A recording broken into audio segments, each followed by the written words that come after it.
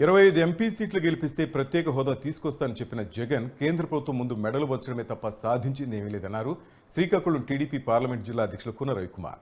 YCP పాలనలో రాష్ట్రం దివాలా తీసిందని, వైసీపీ ప్రభుత్వం అన్ని రంగాల్లో విఫలమైందని విమర్శించారు. రాష్ట్రాన్ని సర్వనాశనం చేసిన వైసీపీ ప్రభుత్వాన్ని వచ్చే ఎన్నికల్లో ప్రజలు ఓడించేందుకు సిద్ధంగా ఉన్నారన్నారు.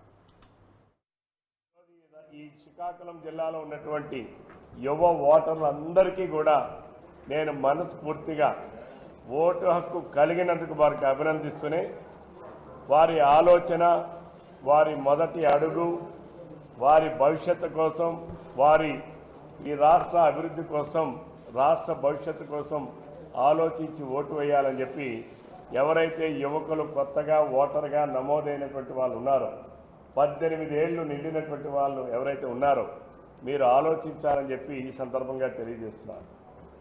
టీనేజ్ అంటాం, 18 అంటే టీనేజ్లోనే ఓటు వస్తూ ఉంది.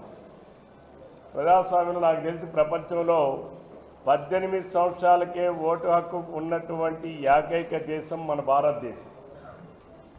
ప్రపంచంలో ఎక్కడా కూడా 18 సంవత్సరాలకి ఓటు హక్కు లేదు. అది మన ప్రజాస్వామ్యానికి ఒక పెద్ద పునాది.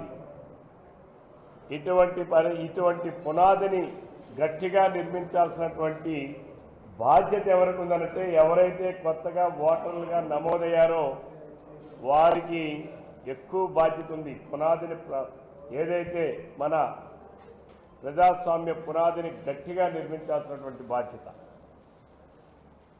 ఆనాడు గడచిన చంద్రబాబు నాయుడు గారు 5 సంవత్సరాల కాలంలో